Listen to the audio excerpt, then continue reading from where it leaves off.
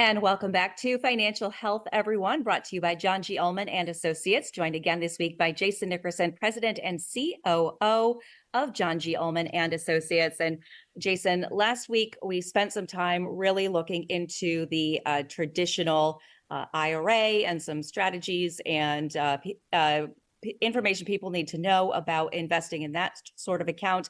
This week, we're still talking about IRAs, but not traditional IRAs, but rather the other one I think people are most familiar with, and that's the Roth IRA. So let's dive right into that conversation. Yeah, continuing our journey here down the acronyms and abbreviations of all of these types of savings and investments accounts that we can utilize. And again, the goal here is not to just cover basics, but how do we connect these together to optimize our savings and investment strategy? So that would not be an effective conversation if we didn't dive into the Roth IRA a little bit, right? So this, as I had mentioned in a previous episode, one of the major sponsors for this bill was Senator William Roth from Delaware, spent many years as a senator, and therefore it's named after him, if anyone wonders why this type of account is named the Roth IRA. So as we did last week, start with some of the basics, and we're going to put up on the screen just those income limitations that we talked about, similar to the traditional IRA that we have for the Roth IRA. Now, remember last week we said everybody can contribute to a traditional IRA. The income limits apply to the deductibility. Well, this one is a little bit different. These are income limits relative to our ability to make a contribution directly to the Roth IRA. And as people review that, let's review some of the tax rules.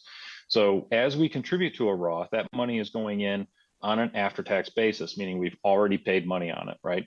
But the growth on that money is now tax-free as long as we abide by the distribution rules. So those are some of the basics, the income limitations that you see on the screen, and the tax treatment. Okay, and now you mentioned as long as you follow the distribution rules. So it sounds like we really need to be careful about how and when we're taking money out of this type of account. Yeah, that's correct. Now, one of the great things about the Roth, Renata, is that it is so flexible, and especially around distributions. But we typically, as advisors, advise clients to leave money in the Roth IRA as long as possible because it is growing tax-free. I mean, how often do we get anything for tax-free, right? So why not take advantage of that fully, right? But let's put up something else on the screen. And this is going to look very familiar to what we showed last week with the traditional IRAs. These are exceptions to the 10% penalty rule around the Roth IRA distributions, but there are a couple that are not the same. And those need to be understood, right? So first and foremost, there's no penalties or taxes on Roth IRA distributions as long as we're 59 and a half and the account has been in existence for 5 years. See, we didn't have that 5-year rule with the traditional IRA, we do with the Roth. There's something else you should know about the Roth IRA, and that is we can actually take out our contributions to the Roth anytime we want. Doesn't matter how old we are, right? So those can come out tax and penalty free. It's really the earnings that are governed by some of these rules. Other than that, again, a lot of the same exceptions to the early distribution rule, like first-time home buyers, disability, medical expenses, and so on, right? So now we understand the basics. Let's dig into some strategy. When I say tax diversification, the great thing about tax diversification now with the Roth added is we can have monies being taxed now through the regular tax code, which isn't a bad thing. We have long-term capital gains rates that are lower than our ordinary rates and so on. We have talked about traditional IRA and mentioned some other plans that are tax deferred, which means we'll pay tax later. And then there's the Roth IRA or Roth 401ks, which will never pay tax on that money again. And so when we set our mind around being able to utilize all of these types of accounts, how do we best effectively use the Roth IRA?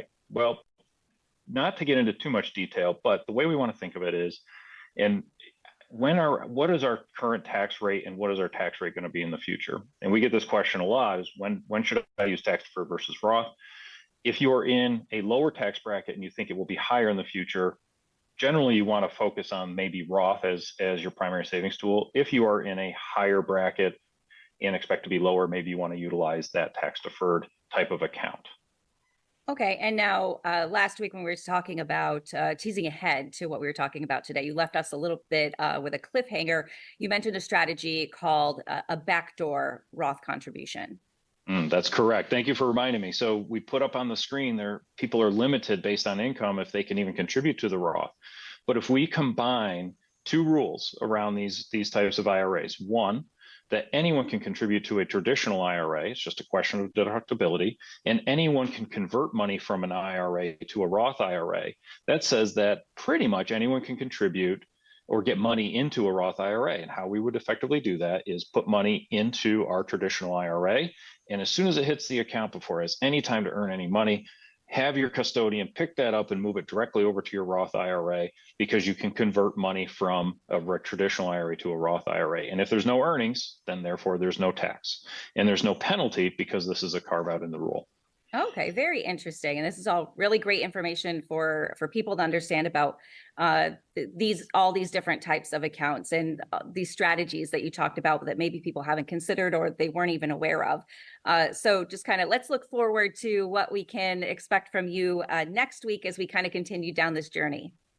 Yeah, I think next week we should really jump into the plans that we tend to focus first on anyway, which is our employer type plans like 403Bs and 401Ks. So, and then again, more importantly than just the basics, how do we connect all of these types of accounts together to have the most effective optimized savings and investing strategy for our future? All right. Well, it sounds like a great puzzle to start building. Jason, thank you so much, and we'll see you next week. See you next week.